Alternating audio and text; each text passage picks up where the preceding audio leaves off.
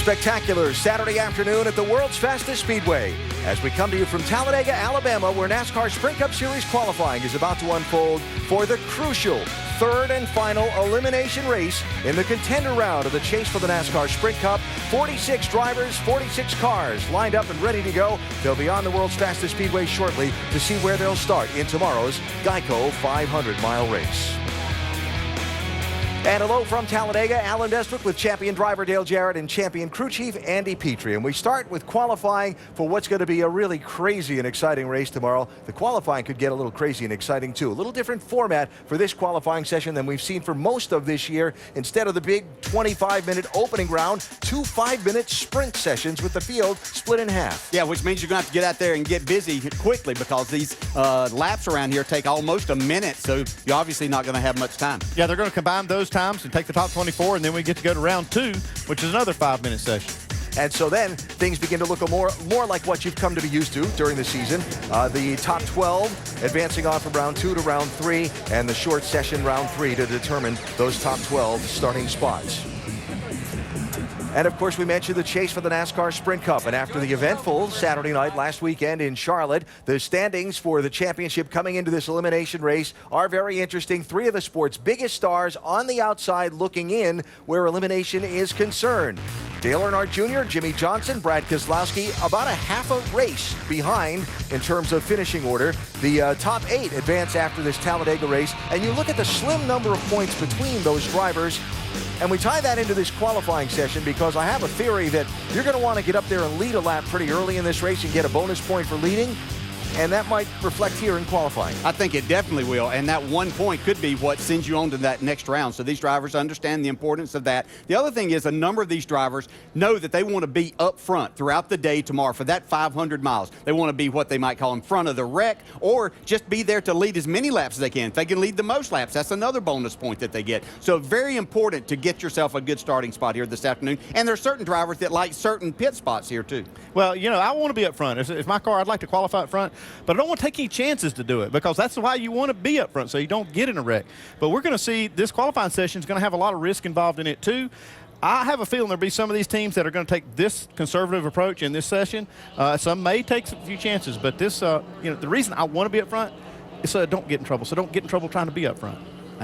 Mentioned Dale Earnhardt Jr. just a minute ago. Vince Welch is down on pit road with the driver hoping to find a way to win and advance in this chase tomorrow. Vince? And Dale finishing up some conversation with Danica Patrick as they talk about possibly strategy during this qualifying effort. Dale is a 5-time winner here at Talladega. As Andy and DJ were discussing in the booth, maybe some different strategies as you look ahead to tomorrow. How can qualifying benefit you as you maybe look for an early point to lead a lap tomorrow or whatever the case may be, or is it all about winning for you? Well, we just need to win the race. Qualifying is really silly. I don't know how to qualify well with this format. It's really just trying to get the right run at the right time. But it's going to be. There's no strategy to it. You just go out there and run. So we'll just. We'll get out there, and whatever lap we have is what we have, and that's the way it's going to be. And we're looking forward to seeing that and how that unfolds. Thanks, Junior. Let's go to Doc. Back in May, Denny Hamlin reiterated what many of us have known for years about Talladega, that starting spot doesn't mean a lot. You won this race from 34th starting position. Well, with that said, how much pressure do you put on yourself to try to qualify well here in the next few minutes? Well, we definitely want to qualify well, but, the biggest thing, I think that our qualifying spot will kind of dictate what our early race strategy will be. Obviously, I would love to go out and lead a lap sometime tomorrow, and giving ourselves a good starting spot will increase that chance. If we start in the back, then more than likely that will be our strategy for most of the day, unless some attrition happens. So it's tough to say. This could set the tone for us for the early part for sure. Well, good luck in qualifying. Thanks. Well, the only way qualifying really does matter for Denny Hamlin and others is if you tear up your car or have an engine issue. And speaking of which, his teammate Matt Kenseth has had just that. Following final practice yesterday, as they were checking the 20 car over, they found out that there was all kinds of metal in the filters. They changed the engine in Matt Kenseth's car this morning, and no matter where he qualifies, we are being told by NASCAR, he will start at the end of the line. last in the starting spot in the field. So he wants to go out and get some laps, and he knows he'll be starting at the back of the pack. So an uphill climb, maybe bad news, but maybe good news. A problem happened yesterday and not tomorrow. Alan? All right, Doc, thanks. Well, I'd say probably, as Denny was pointing out, probably set the tone for Matt for at least the first, I don't know, I would say probably the first 100 laps of this race tomorrow. Although he likes to run up front a lot, but that's unfortunate for them. Well, it's unfortunate, but it's also fortunate that it happened when it did. Because of that kind of problem, if they don't catch it and they go out here and qualify and start this race with a bad, a problem with the engine, he's sitting on the bubble right now, so he can't afford that. So getting ready to go with NASCAR Sprint Cup Series qualifying here at Talladega. They'll qualify in packs, and it's not necessarily the car at the front of the line you have to watch. Talk more about that when they hit the track next here at the world's fastest speedway. Sleep. Getting ready for NASCAR Sprint Cup qualifying here at Talladega, live on Watch ESPN.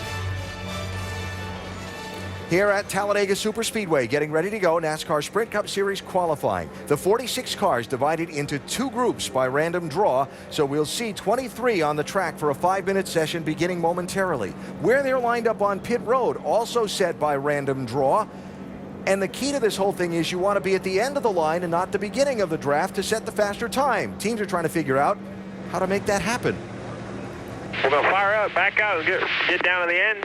And whenever they go, we don't want to be in the first 10. So the rumor is there might be like 10 to go right away. If they do, that's probably enough, but we have to be behind them. We can't be part of those 10.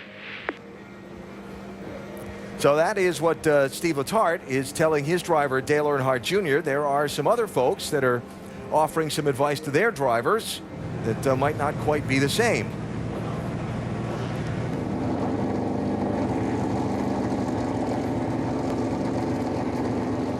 He said he was thinking about just sitting there for a minute and see if people will go by. If they start hauling off into pit road, we might need to adjust our strategy a little bit, but just have to play it by ear. You guys will have to judge it the best you can. All right, crew chief, what's the plan? Well, I've heard down in the garage that some of the guys are going to go right away. And if they do, that you want, like Steve Letarte said, you want about 10 of them out there in front of you, busting the air for you.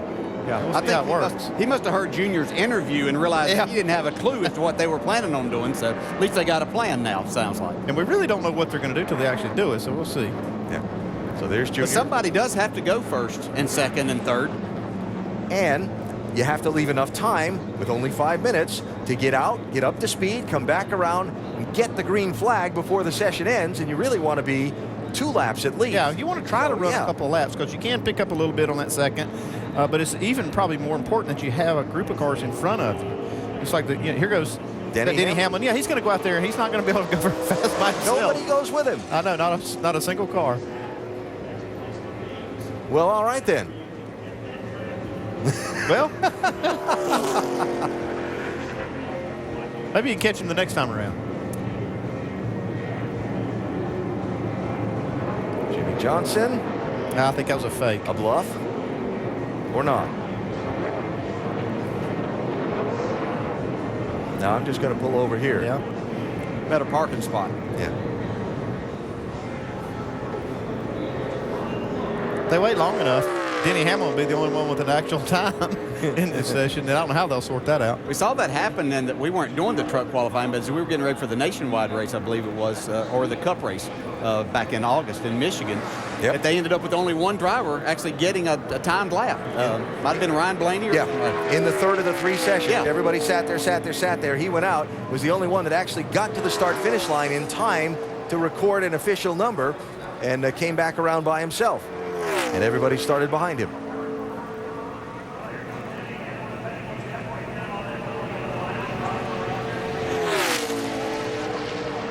They've burned a couple of minutes off right now. Yep. 3 minutes left, you see, with the clock running there, top of the screen. Somebody's going to have to make a move.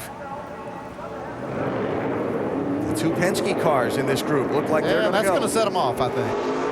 Yeah, I think it's going to catch fire now. Come on, if you want to go. Follow these group right here. All right.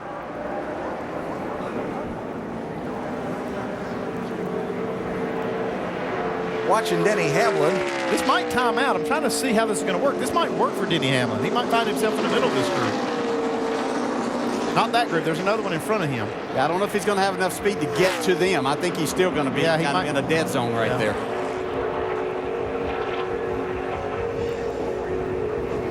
See, just now coming off of turn 2, the guys in front of him are not quite up to speed, so he's probably still closing a little bit. And we've still got this whole group of cars that are just creeping on the apron in turns 1 and 2 that at some point are going to have to get up to speed and get to the line and start recording a lap. Yeah, and they put themselves in the position that it's only going to be 1 lap, and they're not going to be up to full speed. Yep. Ryan Blaney in the 12 for Penske Racing this week. Drafting with Brad Keselowski. Separated a little bit. Greg Biffle's the next car you see in the frame.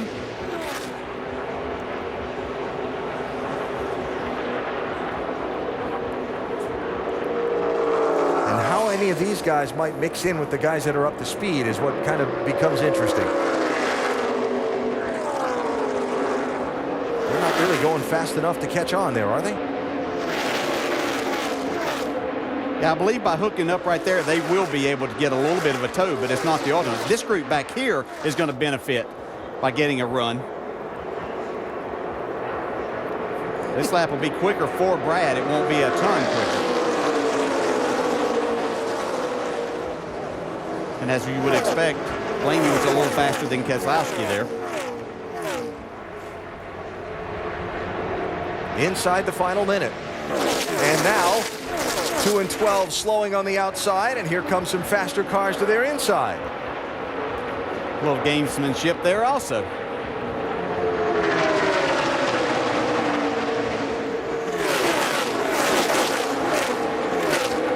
And you do have drivers in this group that are trying to just make the race. You know, it's not about the starting spot, it's about a starting spot for you. Yeah, there may be some cars in this group that don't make it to the line in time. Now look at the clock ticking. Yeah, they That's may right. make it, though. They may. I'm looking at it now. I think they will. It's going to be close.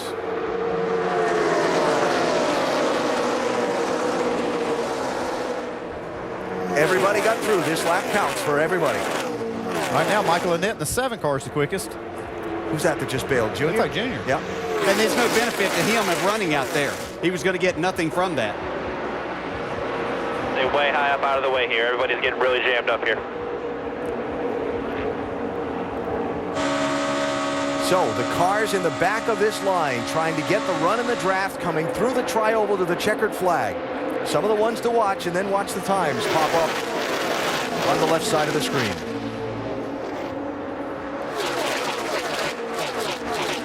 Watch Paul Menard in the 27. Neon yellow car coming on the outside. Checkered flag. It was Menard that was the quickest of that group. And this is going to now be largely dependent on how fast this next group is able to go and how organized they can make their drafting session.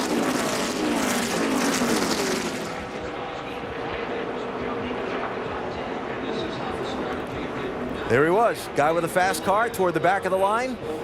Always got to be going forward. That's the main thing. Yeah. Get yourself in that right spot. Denny Hamlin ended up 23rd with going out there. Yeah. All right, so that's Group 1A. Group 1B coming up.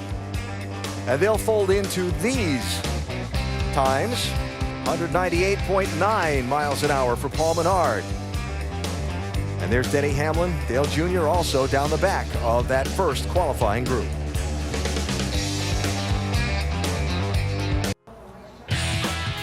Talladega Superspeedway on a spectacular Saturday afternoon. NASCAR Sprint Cup Series qualifying ongoing as we look ahead to tomorrow's Geico 500, the final race in the contender round of the chase. The first of the 2 opening rounds of qualifying just completed. Paul Menard set the fast time. Very, I'll call it interesting looking series of events that unfolded between Denny Hamlin going out by himself, nobody going with him. Then when everybody did go, nobody really getting organized. Then when they finally did get organized, cars are slowing down. Others are trying to find a way to get a run through. Yeah, you know, if everything could get organized, but you can see where Paul Menard is back here. He's got the best of all the worlds. He's getting a push and he's getting a toe from the front, and that's how you go run the big speed. You know, this is some things you used to do in practice if you really wanted to set a good time to make your crew happy that you've got a fast race car in the final practice session. Oh, is this how you do it? Yeah, but everybody would benefit if they would realize that if they could, and not that they're going to work together, because they're not going to work together tomorrow either, even though they may have a plan to. But they could do that if they could all go out there and use the entire 5 minutes and run, and then the guys that are in the front slow down and let the others go, and then they pull it for a minute, then everybody could end up with a pretty good time. But they're not willing to do that. Vince? With Jimmy Johnson 16th on the board, looked like your progress was impeded a little bit by the 2 and the 12, but was there any rhyme or reason or strategy being played out there during that run? There were a lot of strategies being put into use, and having it really come through and work out for you is just the toughest thing, because 20-some guys and a lady have an idea of what's going to work, and timing that right and finding what works for you is impossible. So not impossible, just the odds very low. So hopefully it's entertaining. You don't really feel like you're doing your part as a race car driver in a qualifying session like this, but it is plate racing, and if it's entertaining, then I guess I'm okay with it. What's the vibe around this team this weekend as you guys look at what you have to face tomorrow? It's easy here in Talladega. We know we'll have a fast race car. We've got a great pit crew, won on the plate tracks before, so we're having a good time. We're trying to, let some pressure slide off of our shoulders if we can. Obviously, Sunday is going to be a very pressure-packed environment, but honestly, in the position I'm in any chase format, I wouldn't have a shot at a championship. So I actually have an opportunity I normally wouldn't have going into this event. So I hope that I can make the most of it. I hope I can capitalize on it. We can get this low Chevy a victory and continue on with our dream of trying to win 7 championships. Yeah, it'll be fun to watch. Thanks, Jimmy. Let's go to Doc. And Matt Kenseth climbing out of the car, 17th overall in that session, Matt. I saw you climb out of the car and go over to Dave Rogers to help him to try to help Kyle. What advice do you have about how to work this session, this next 5-minute session for your teammate? Well, I probably don't have much advice how to work it because I'm not very good at it. So it's actually, this whole qualifying these speedways is really silly. I think we should all draw numbers, divide them into duels, and go race for 20 laps. So at least we're all racing. It would be I think, more interesting. But anyway, I didn't do the right things. I was just telling them a little bit about the car. So it's always hard to figure out what to do. All right, Matt Kenseth having to start at the back of the pack because of an engine change, trying to offer some advice on what these guys should do. Look for the 18 car and a couple others to line up early and go out and try to get their lap in so they can't spread 3 and 4 wide and make people slow down. That's what I think Kyle's going to try to do in his portion of qualifying coming up. Cars are about to get the signal to roll. 5 minutes. Here's what the 18 team was talking about on the radio just before they pushed Kyle off.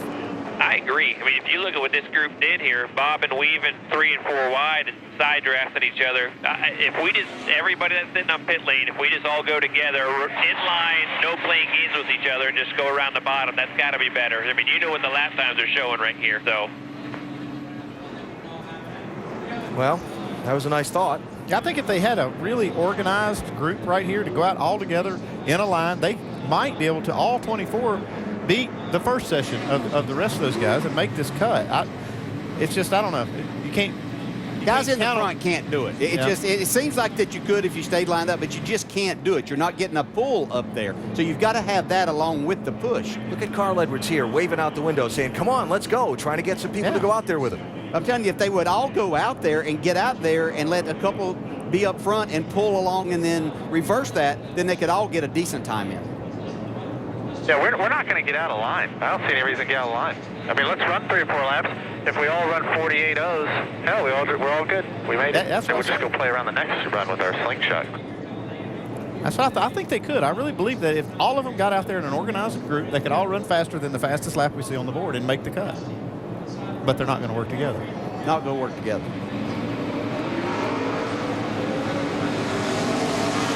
Carl's going off the pit road with all his friends. Or nobody. you expected us to reply to that? I just don't get it. Well, talking to Jimmy Fennig earlier today in the garage area, their strategy, the 99s, is to be a conservative one on Sunday. They're in and want to avoid getting knocked out. But at this point, go post a time and be done with it, I guess. Yeah, if you're going to hang out at the back, you might. Yeah. no reason to do anything else. You know, starting position and track position it's not what it's all about here tomorrow. It'll be changing all day long. They'll have, you know, dozens of leaders. So it's not that important. Send us into pit road with 2:45 left. Except if you're one of those people that 1 point can make a difference. Yeah. Unbelievable. 1 point for leading the lap. Apparently that wasn't a good idea either. Yeah, you heard Carl say, unbelievable. Now they're all going to go. And he'll be at the back of the line. Yeah, the next step is just to make this a 2-minute qualifying session. Yeah. Then you got to go. And everybody have to go at one time.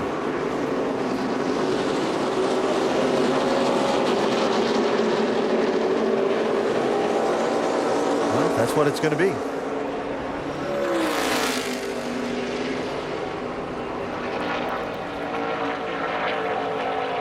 Tony Stewart, Reed Sorensen out there all alone. And then the almost the entire rest of the groups beginning to form up off of turn 2 and on the backstretch. Well, we'll call it about a dozen cars there without actually counting. Then a separation back to the final group that's about 7 or 8. They're not even trying to get up to speed.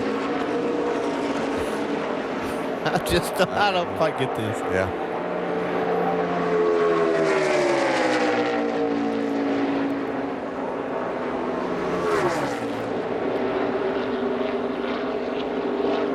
You know, and you go around the garage and you talk to people, and they have all different ideas on all different strategies, but you're totally dependent on what everybody else does. And look at this. I mean, these guys aren't ready to be up to speed to start a lap. And they may not get back around if they don't get going in time to actually make one full flying lap. Probably will now that they're starting to step on it, but... It's going to be close, though. Yeah.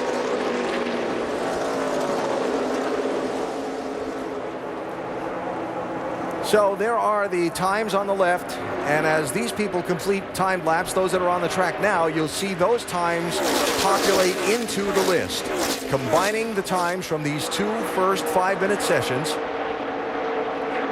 You see Tony Stewart barely sliding in at the back end there as he and Reed Sorensen run.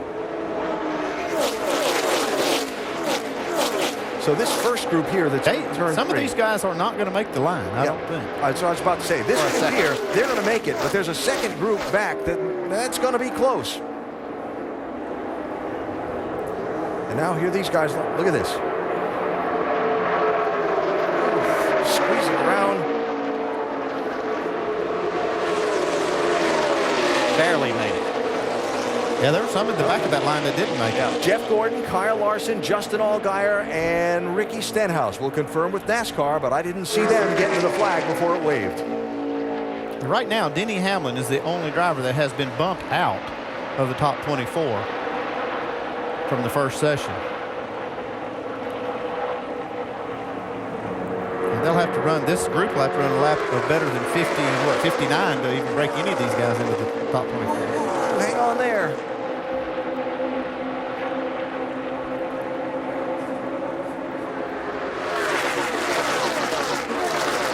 You know, you get out here and you're trying to run a fast time, and then you go out and side draft, which does nothing but slow you and the car beside you down. Not exactly getting it. Watch Joey Logano's time.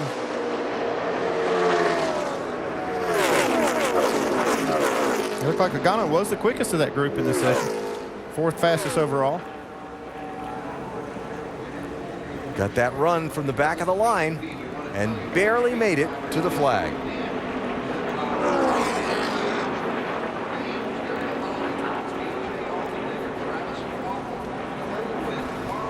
So there you go, the top 24 that are going to advance on to the next round of qualifying.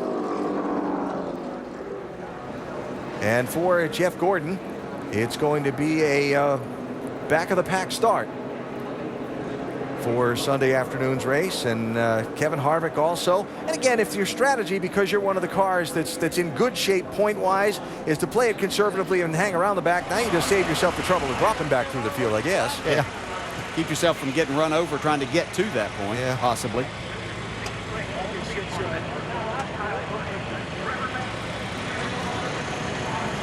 It's got to be a little frustrating, though, for a driver.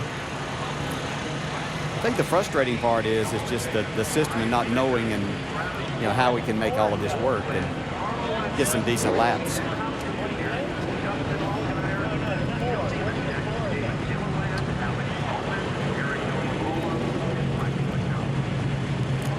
All right, so the first rounds of qualifying are over. Top 24 advance. Round 2 coming up. Paul Menard fastest so far, but a lot of big names didn't make the cut.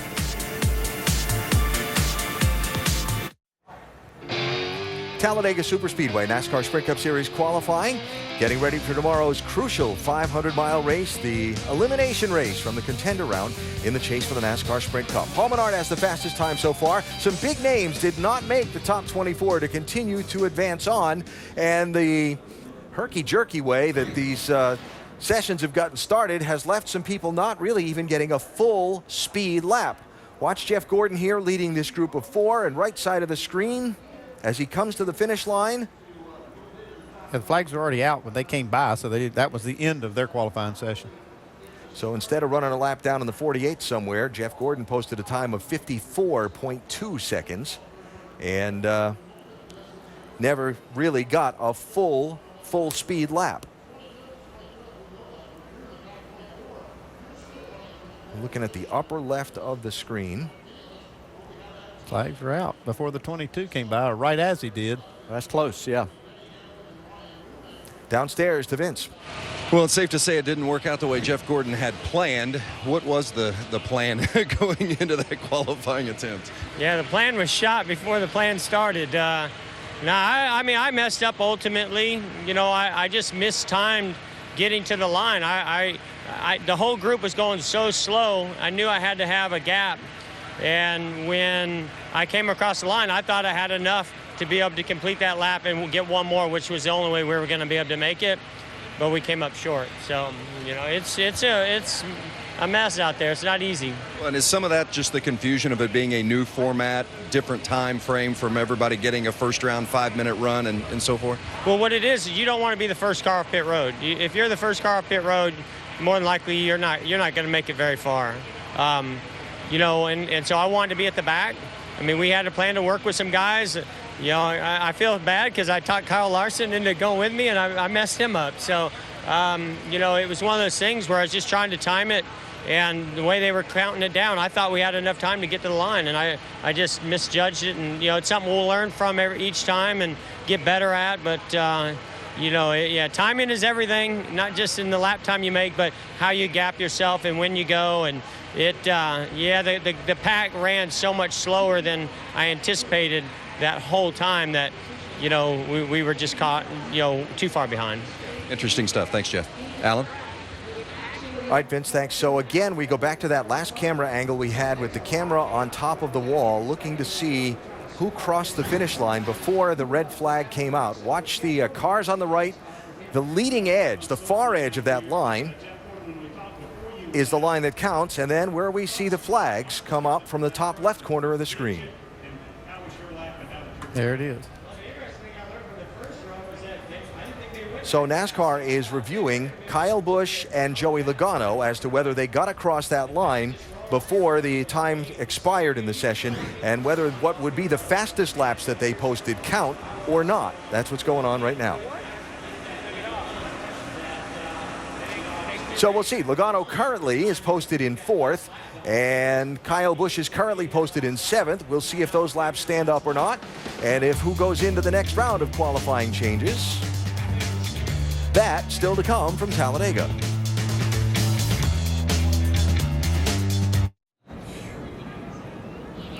Back live at Talladega Superspeedway, NASCAR officials continuing to review who made the clock and who didn't, and eliminating laps of those who didn't from the timing and scoring system.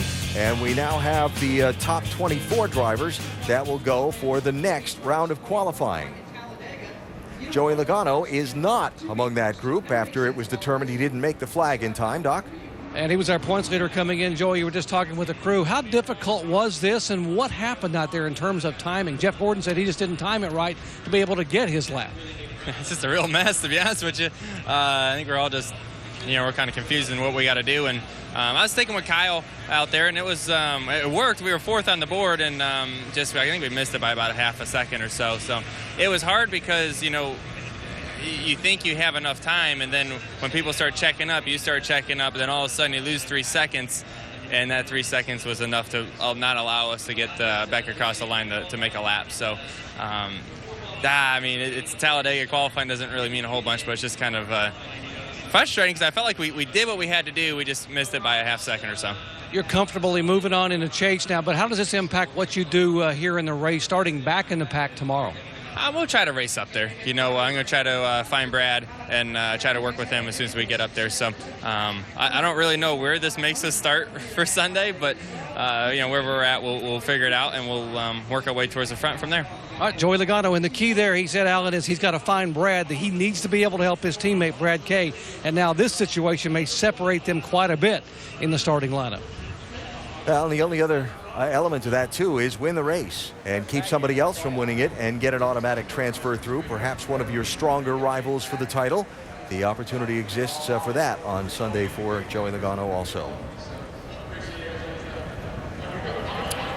So 24 drivers now ready to go for round number 2. We'll set that up for you in just a minute. Paul Menard, fastest in the opening, somewhat chaotic, 2 5-minute sprint sessions of qualifying. We'll see how the next round plays out here in a minute.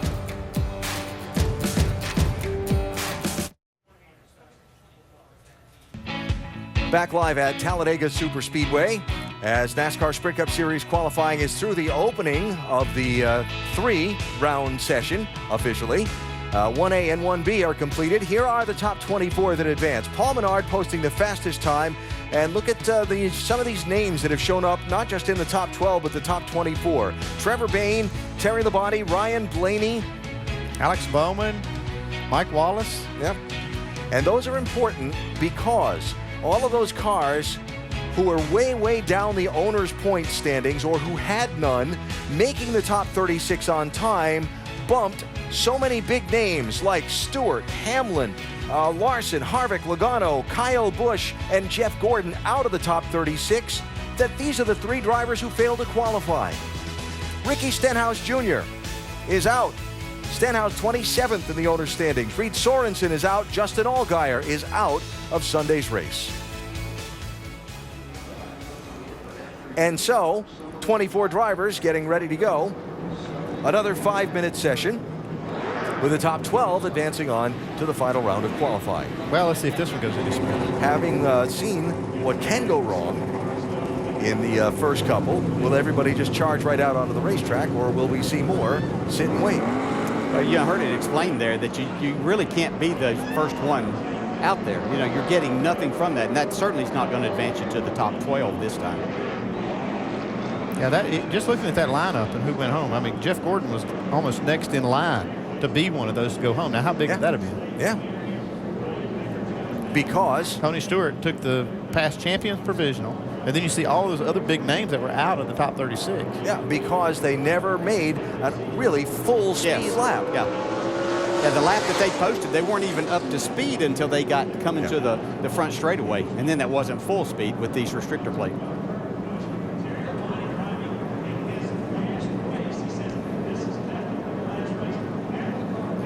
I really don't understand why some guys don't take off and get a group to go, and then as that group gets up, you can always back out and get to the back of that, But if you get them out and going, then you have something. So Mike Wallace, then start jockeying for position. Yeah, in the draft. Sorry, Andy. Mike Wallace out there, up to speed.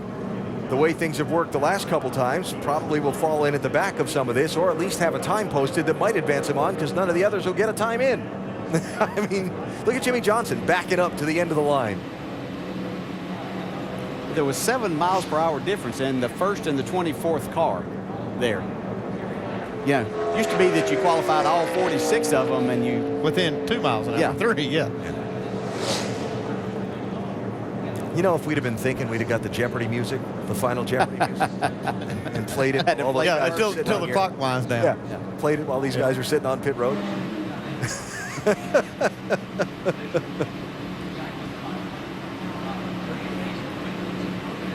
Yeah, we'll see. So Brian Vickers is the car closest to pit exit there. 4 wide at Talladega, not all that unusual, but it is when they're sitting on pit road waiting to qualify. And with 3 minutes to go, Brad Keselowski makes the move.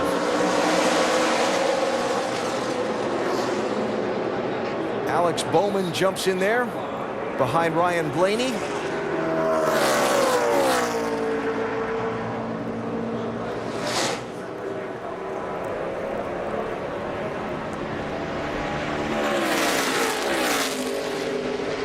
And Michael McDowell is the 4th car in line, who is he and his team very closely aligned with the Penske organization.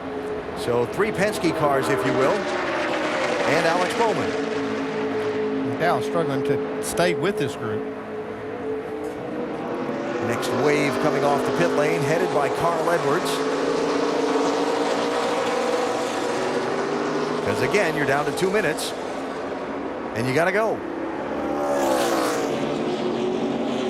Looks like this group might blend in with some of these cars that just came off pit road.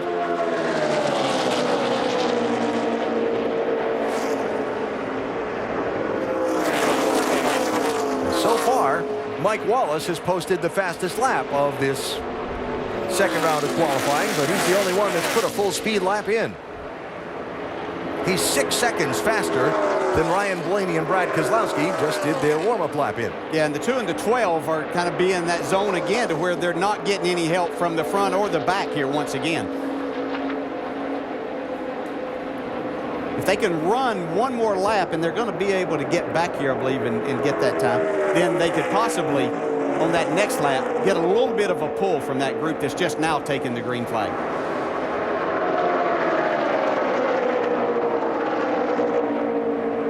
It won't be the best case scenario, but it may be better than anything anybody else has got out there right now. Yeah. Alex Bowman goes to the top. Now, everybody has gotten across this time, so everybody's going to get at least a second lap if they stay in it and stay up to speed. Big jam up off turn 2 in the back there. The Keselowski group slowing while this other group comes by at speed.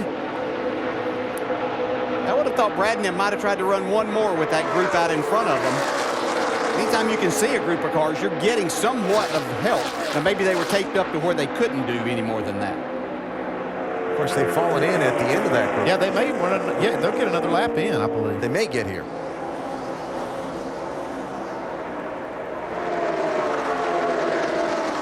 Ryan Newman heading this train.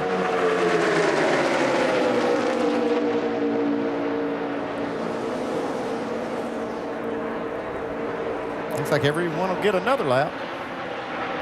Jimmy Johnson to the top.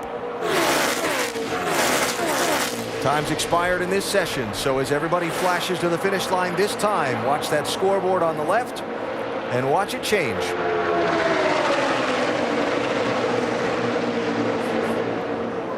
Carl Edwards, Matt Kenseth trying to run up through, David Gilliland trying to jump in front of them.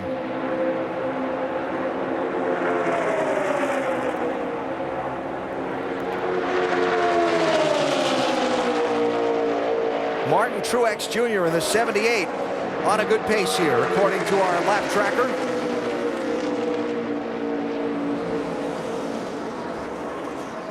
And there he goes. Travis Kvapil gets a faster lap.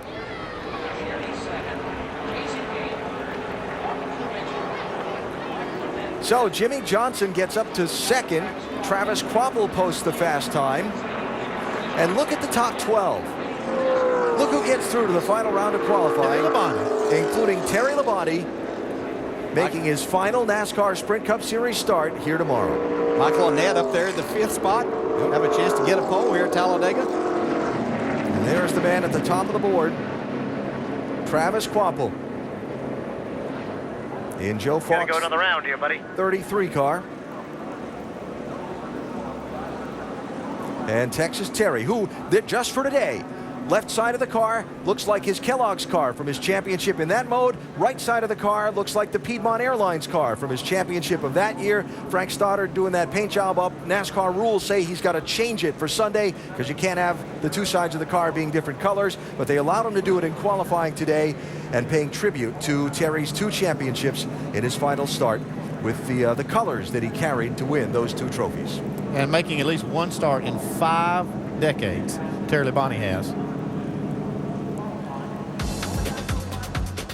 Top 12, advancing on to run one more time. Keselowski and Blaney did get a run there in the back of that group. And the 12 who will start mid-pack and not transfer on to the final round of qualifying. Very interesting. How will the top 12 turn out? Find out in just a minute. Race 6 in the chase for the NASCAR Sprint Cup and the elimination race from the contender round. Tomorrow, the Geico 500 from here at Talladega. It's on ESPN at 1 Eastern Time and live on Watch ESPN. You won't know how it's going to turn out till they're all across the finish line and the checkered flag is waved. Final round of qualifying still to come.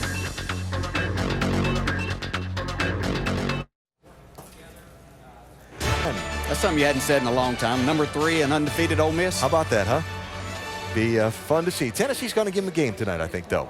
Speaking of Tennessee, Knoxville's own Dr. Jerry Punch. Yeah, it should be a good ball game. This was a qualifying that was very difficult with Carl Edwards. Carl, how would you describe what you were trying to do? I saw you talking to your future teammate, Matt Kenseth. You guys hooked up. What were you trying to accomplish, and how difficult was that? There's a lot going on there. It's hard to really explain, but basically you want to get as many laps as you can, because the more laps you have, the higher speed you'll have. You want to get as many people to go do that with you as you can, and trying to do all that is pretty tough. I think with the 2 different groups, I don't know if everybody was on the same strategy. In fact, I'm sure they weren't, because I believe the second group, we all should have beat the first group the way it panned out. We just have a feeling it'll look a lot different next time once everybody looks at it and gets a better strategy. You guys came off a turn 4 the last lap, coming down to the flag, and it looked like Gilliland might have pulled up or down. Did that impact your momentum enough, you think? Yeah, I think Matt was behind me. I think we would have made it in, but something happened there in the middle of 3 and 4. I think I'm not sure who it was in front of me. I think it was Cole Witt or someone got loose, moved up a lane, and I didn't know whether to follow him. I didn't know if he was bailing out or if he was going, but either way, we've got a very fast race car. We know what we need to do in the race. We're going to have a decent starting spot, and if we can keep this Subway Ford out of trouble, move on to the next round, we're still on our way to having a championship caliber finish to the season. Good luck tomorrow. Hey, thank you. Carl Edwards, a tough qualifying effort. He will be overall 15th in this session. Gosh, how difficult was that? Trying to find a way to go and be able to keep the momentum up. And really just illustrates the complexity of the situation, the rules for this style of qualifying, the importance of the draft, and the most unorthodox thing in racing, which is that you don't want to be the first guy in line. That's counter to everything going on, but if you want to be fast, you want to be last. Yeah, that's Carl was trying to point out there. There's so many things that you think about that you have to do. You need to be gaining on cars in front of you, have that air to pull you. You need somebody behind you to push you. That's how you get your maximum speed. To make all of that happen with everybody having the same idea and realizing that it's not going to work, then you don't know exactly what to do, as we saw. That's right. Everybody can't be in the back. Somebody's got to be out there in front. It was kind of crazy. I think it's like Carl said. I think they'll figure it out after they go back and look at this whole thing, because it was really kind of crazy. I think I need to go back and look at it too. But this next session is probably not going to be much different. I don't think nobody really wants to be that first guy coming off pit road. Well, everybody's tracking the data, where they were in line, when they went out onto the racetrack, how long it took them to do their get-up-to-speed lap and get back around. Chad Knaus, for one, is just passing instructions on to his driver, Jimmy Johnson. You know, again, try to get on the backside of those Childress cars. The 31 car is going to be the lead car, it looks like. So try to get on the tail of those guys. We left at about 1:50 there. And we're able to make 2 full at-speed laps. That would probably be the wise choice again. 10-4. I said they need to cut these to 2-minute sessions, and everybody'd have to go. Yeah, they've got no choice. It's got to go. Yeah. They've got too much time on their hands. That's the problem. Is that it? That's it. Yeah. All right, so Jimmy Johnson qualified second fastest, and in one of those situations where a win would help a lot of things, is his only sure way to transfer through. But that bonus point for leading a lap is there for the taking if he can keep up front when this qualifying round is done. You know, 3 of those drivers that are sitting outside there in 10th, 11th, and 12th, the amount of points they're behind, if we were at another racetrack, that wasn't a restrictor plate track, it wasn't Talladega, you would say there's no chance all three of those would have any chance of making that work to possibly racing their way in. This is the one place that that could possibly happen. So each one of those points, a bonus point for leading, get your bonus point for leading the most laps, that could, with a big accident, those guys having it early, you could find yourself pointed in there by not having to win the race. Obviously, they want to do that. That ensures that happens. 5 minutes, track's open. And now we'll see when they actually go out onto the track. About minute 50, Chad said. I'm still liking that Jeopardy theme idea. This is really bizarre. And it's so, not like what race drivers want to do. Every time when they open the track for practice, you want to get out there and you want to go and see what your car's got. But, understanding the situation here, what makes the most time or the fastest time. Just like last time. Just leave one lane. Backing up. Oh, we've got more than one car backing up. Jimmy's backing up. How far will they all back up? Center of your screen, the dark colored car that you can make out the number 2 on the right headlight cover, Brad Keselowski. And when will he make his move? Last couple of times, Doc, he's kind of about midway through the time period gone out on the track. Exactly, Alan. Here's what they're talking about right now. They want to be able to stay with teammates. So it'll be the 2 going out with the 12 of Ryan Blaney, who's in a brand new car. And the 95, still 95 right behind the 2. That is a car that's provided. They buy those cars from Penske, so they have an affiliation with Penske. And that is Michael McDowell, who also drove a nationwide race this year for Roger Penske's nationwide team, at Kentucky. So he has an affiliation with the Penske organization as well. So the 2, the 95, and the 12, those 3 we know for sure will go out and stay together to try to catch a pack and be able to get some speed as a group. When they go.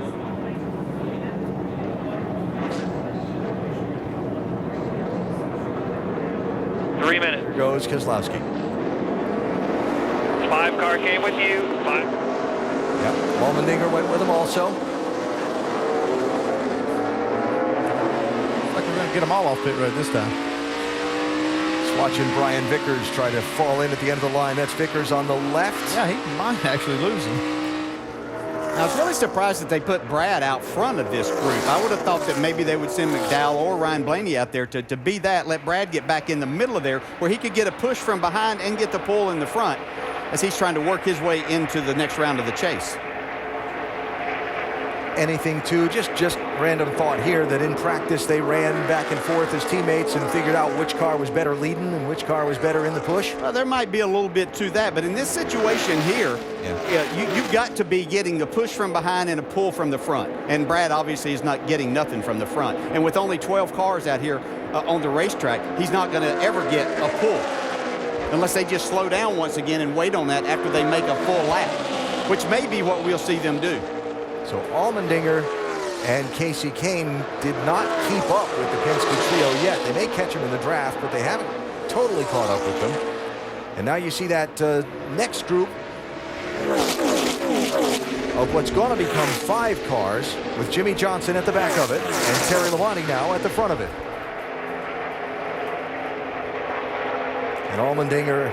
Yeah, Terry Labonte might be in a good spot right here. If they can stay, this group stays in line, they can catch that group in front of them somewhat. Keselowski and company slowing up in that outside lane. That's what I was thinking they may be doing, but then they're going to run out of time here shortly.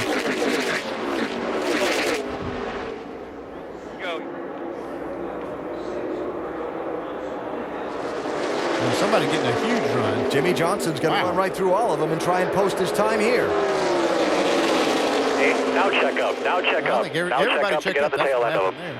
I'm trying to figure out how Jimmy Johnson got such a huge run through the crowd. Everybody backed off. And the only way this is going to work is if they get back around in time before the clock runs out.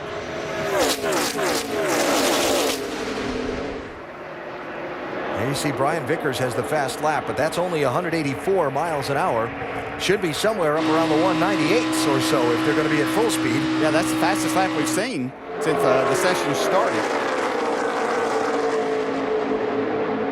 That was Paul Menard, who, by the way, didn't get to run in line right to make it through from round 2 to round 3. Clock's ticking down. We'll watch the flags. We'll see who gets across the line. It's going to be close.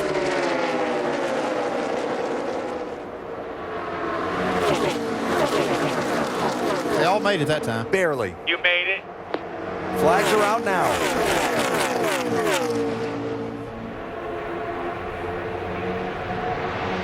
So watch the gaps. See who gets the big runs. You see, Blaney had a run, but nowhere to take it. Yeah, if he could have gone to the outside there, he would have had a real run that could have made a big difference. A lap tracker says to keep an eye on A.J. Allmendinger in the 47, but he's going to run out of space right there. Yeah, that just slowed that progress completely. Terry Labonte might be in a good spot here if he can get a push. All right, watch the times. Here they come for the pole at Talladega.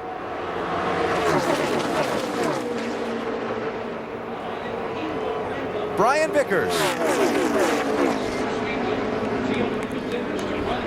196 miles an hour. And he almost didn't catch. Coming off pit road, he was almost behind too far to catch him. And it wouldn't have if everybody had backed off. That worked out for him. Jimmy Johnson second, A.J. Allmendinger third. And Ryan Blaney, Brad Keselowski, Michael McDowell.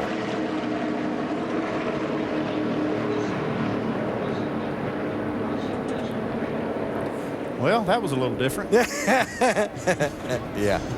All right, well, Brian Vickers, who got his first NASCAR Sprint Cup Series win here at Talladega a few years back, is going to lead this field to the green flag. He's got 2 top 5 finishes in the 3 restrictor plate races this year and earns his 12th pole position in the NASCAR Sprint Cup Series. August of 2009 was his last pole back in Michigan, so it's been a while. So there they are as they flashed across the line and the time sorted out. Yeah, a couple guys getting good qualifying runs. Michael McDowell, Travis Kvapil. Terry Labonte comes in the top 10. And where championship hopefuls are concerned, Jimmy Johnson, Brad Keselowski, both qualifying in the first 5. Casey Kane and Ryan Newman in the top 12. Yeah, certainly opportunities, as you pointed out, Alan, to go up there and get that point, for bonus point for leading a lap early in this race, and then be able to run it how you want from that point forward.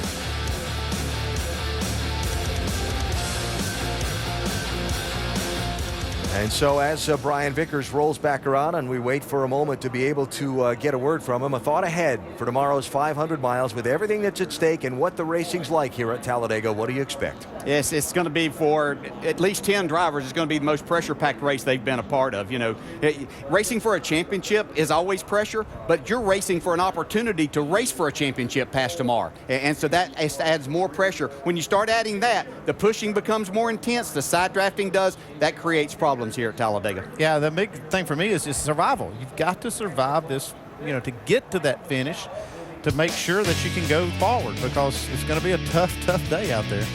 There are the championship standings, and there's where they'll start. And look at the numbers at the back of the field of the drivers currently in chase qualified positions. But again, that difference of 26 points, that's only about 24 places in the field. That's the difference between winning and finishing 25th, and it can all go away in a hurry. I mean, you can lose 15 spots here on the last lap of the race, so you don't even have to be in an accident and find yourself going in the wrong direction on the very last lap, on lap 188 tomorrow, and you find yourself outside that top 8. Yeah, if they don't have a big crash somewhere in the middle of the race, they'll beat 30-plus cars on the lead lap. Brian Vickers, your pole sitter, is with Vince. Well, I don't know if it's exactly how you planned it, but the end result was what you wanted. I know. What's it like to go through that format and end up the fastest?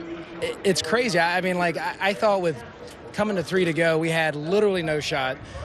We were like, I mean, way back, I don't know, like a half a straightaway behind the whole field, and they all checked up and gave me a chance and gave me a run. I mean, I really get no credit for it. I just tried not to wreck. You know, Billy and all the guys did a great job with the car, and Billy had a strategy, had a plan. We stuck to it. Even when I thought we were crazy and we were going to be in trouble, we stuck to his plan. Roman did a great job on top of the tower spotting, and we found some speed. And this Aaron's Dream Machine was quick. I mean, we got a new car here for the Speedway race, and Jeremy's running good. Congratulations. Brian Vickers will start from the pole at Talladega. Doc? And a smile from Jimmy Johnson. You came here, needed to start up front, need to stay up front and win the race. Well, at least part of the battle you've won. You're going to start on the front row. How does this impact what could happen here tomorrow? It gives us a great pit stall pick, which will help. You know, it seems like there'll be a lot of fuel-only or two-tire stops, so that'll give us a nice pit lane pick. Maintaining track position is hard to do here. There's comers and goers all day long, but what a weird qualifying session. There's no way around it. Confusion on multiple levels, and I thought we were completely out of the running, and was able to suck back around on the guys and catch back up to get second, which I was, I thought we were going to be 12th the way it all worked out. So I don't know what happened exactly, but it worked out well. We got ourselves a second place starting position. Maybe an omen for sixth time. He starts on the front row, hopes to finish up front here tomorrow. Well, it's certainly not the most orthodox way of qualifying. If you want to be fast, you got to be last in the line of cars. But Brian Vickers and Jimmy Johnson made it work, and they'll share the front row for tomorrow's Geico 500 here at Talladega. It'll be a full day of tension and drama and intrigue, and we'll see which four drivers get dropped from the championship at the end of tomorrow's race. ESPN 1 Eastern Time. Sports Center is next. Brian Vickers is the pole sitter for the Geico 500 at Talladega tomorrow at 1 Eastern Time. We'll see you then.